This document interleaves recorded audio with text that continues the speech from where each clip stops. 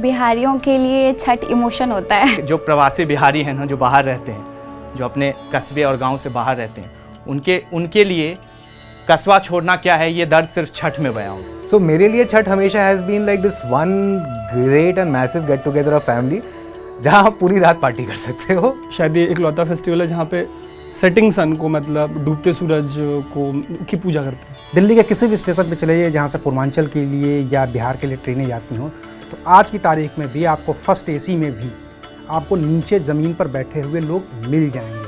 उनकी सिर्फ इकलौती कोशिश ये होती है कि हम छठ के वक्त किसी तरीके से पहुंच जाएं। छठी मैया के गाने, वो लाइट्स, वो पटाखों की खुशबू, बच्चे इधर उधर खेल रहे, कूद रहे हैं, लोग चिल्ला रहे हैं, लड़के जो है वो अपने सर पे दौरा लेकर जा रहे हैं, जो जितनी भी परवैतिन है वो अलग ही बन ठन करके चल रही हैं। वो चीज़ आपको दिल्ली में नहीं मिलेगी, वो सिर्फ आपको गाँव में ही मिल सकता है। किलवा के पात पर उगेलु सूरज मल झाके झूके, लेकर एली छठ बरतियाए झाके झूके। छठ के पीछे बहुत सारी कहानियां हैं, उसमें से जो सबसे प्रचलित है वो महाभारत काल से जुड़ी हुई है। कर्ण जो थे, जिन्हें सूर्य पुत्र भी कहा जाता है, वो सूर्य देवता के बहुत बड़े भक्त भी थे और उनको पूजने के लिए वो काफ़ी देर तक पानी में खड़े होकर उन्हें अर्घ दिया करते थे, उनको पूजा करते थे।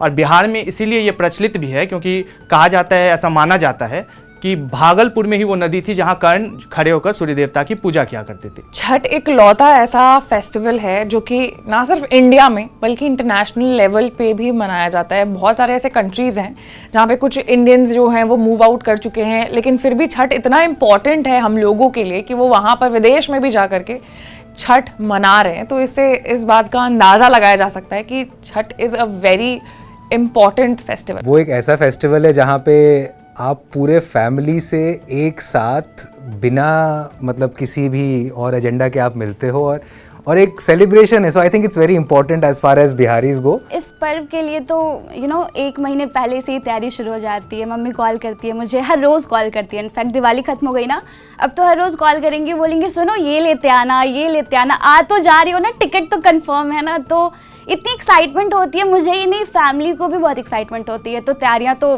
काफ़ी पहले से शुरू हो जाती है। इसका मुझे जो लगता है व्यक्तिगत तौर पे कि इस छठ में वो सब लोग शामिल होते हैं जो आस्थावान हैं या नहीं भी हैं। जिन्हें आस्थाएं हैं कि हाँ ठीक है ये एक धार्मिक त्यौहार है, वो लोग भी शरीक होते हैं। जो धार्मिक नहीं हैं, बहुत सारे लोग हैं जो धार्मिक नहीं हैं, जो कई बार होते हैं ना, भगवान है तो उसका प्रमाण दो। इस तरीके के लोग भी छठ में शरीक होते हैं क्योंकि आप जिसकी पूजा कर रहे हैं, जिस भी तरीके से आप पूजा कर रहे हैं, सूर्य की आप उपासना कर रहे हैं, तो वही एक प्रकृति का ऐसा अंश है जो दृष्टिगोचर है। एक अलग खुशी इस तरीके से भी होती है कि हम लोग 2-2 महीने पहले टिकट करवा लेते हैं कि गांव जाना है, क्योंकि उस टाइम पे भीड़ बहुत होती है ट्रेन में। हर साल मतलब घर जाना, और हमारे यहाँ पूरा ना वो गड्ढे जैसा तालाब बनता है, मतलब हम लोग जाते नहीं है वहाँ पे, लाइक नदी वगैरह पे, तो तालाब बनता है और बहुत सारी महिलाएं आती हैं, सब सज धज के, हर मोमेंट ही खास है एक्चुअली। छठ का जो ये ठेकुआ जो प्रसाद होता है उसको बनाते तो मेरी नौकरी लगती थी ठेकुए को छानने के लिए।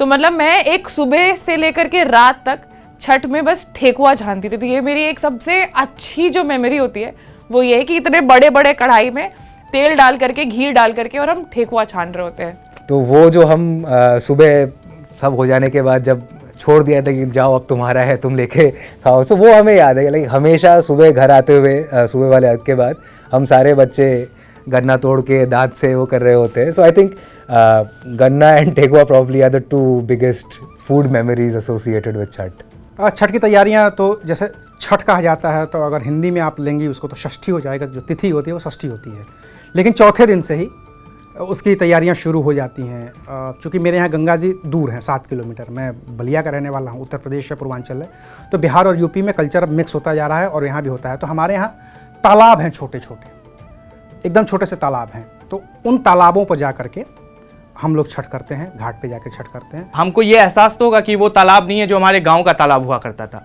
लेकिन जब हम सूर्य देवता को अर्घ देंगे तो हमें मालूम है कि हमारी माँ जो गांव में जिस सूर्य देवता को अर्घ दे रही है, ये वही सूर्य देवता है जो मुझे शहर में दिख रहे हैं। तो सूरज एक ही है जिसको हम सब पूज रहे हैं, तालाब अलग हो गए हैं क्योंकि परिस्थितियां ऐसी हैं। छठ बेसिकली ऐसा लगता है जैसे कि घर में किसी की शादी हो, उस तरीके का चहल पहल और सब इधर से उधर बस भाग रहे होते हैं।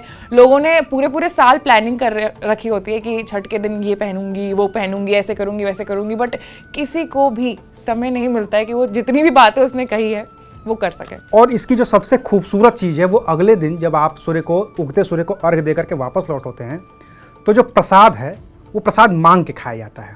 कई बार ये होता है ना, मांगे कैसे, तो प्रसाद छठ का मांग के खाया जाता है और उसमें कोई भी किसी के भी घाट पे जाके मांगता है और खाता है, उसमें कोई जात कोई बिरादरी कुछ भी नहीं देखा जाता। तो ये बहुत खूबसूरत चीज़ है छठ की। एक खास चीज़ जो सबके घर में मुझे लगता है बनता है वो है गुड़ का ठेकुआ।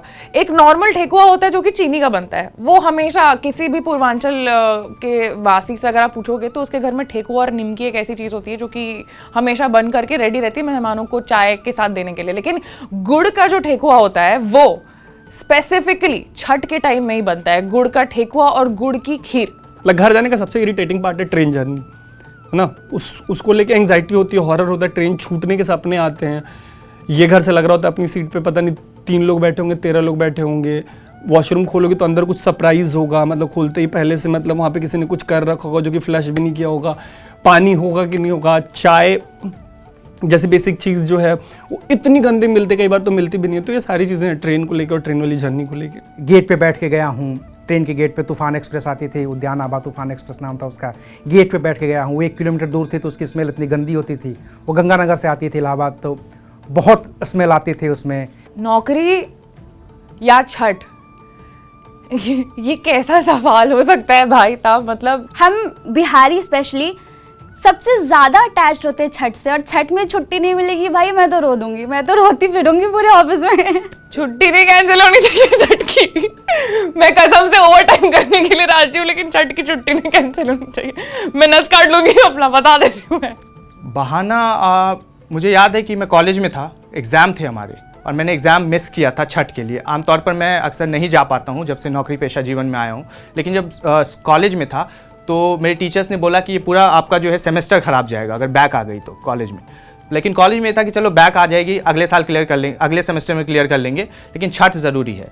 तो मैंने बहाना ये मारा था कि मैंने बहुत मिसहैपनिंग बता दी थी घर में कि किसी का इंतकाल हो गया है और मुझे जाना है, और मैंने कहा था हे सूर्य देवता माफ़ करना, ये आपके लिए ही कर रहा हूँ, और मुझे छुट्टी मिल गई थी। छुट्टी मांगने के लिए तो मैं बहुत गिरी हूँ भाई बॉस के सामने। मतलब मैंने हर एक पॉसिबिलिटी जो मैंने ये तक कह दिया है कि मैं काम कर लूँगी घर से जाकर के, बस मुझे एक बार जाने तो दो घर। गाइस, छठ एक ऐसा त्योहार है जो कि ना सिर्फ बिहारियों के लिए बल्कि जो पूर्वांचल के जितने भी लोग हैं उनके लिए बहुत ही ज़्यादा इम्पॉर्टेंट है। कोई भी आई डोंट थिंक सो कि फेस्टिवल इतना इम्पॉर्टेंट है, इतना इम्पोर्टेंस रखता है जितना कि छठ रखता है। तो अगर आपके पास मौका है छठ में गाँव के छठ को देखने का तो प्लीज़ जाइए, अदरवाइज अनकट को लाइक सब्सक्राइब और शेयर कर दीजिए, क्योंकि छठ से जुड़े हर एक अपडेट आपको इसी प्लेटफॉर्म पर ही मिलेंगे।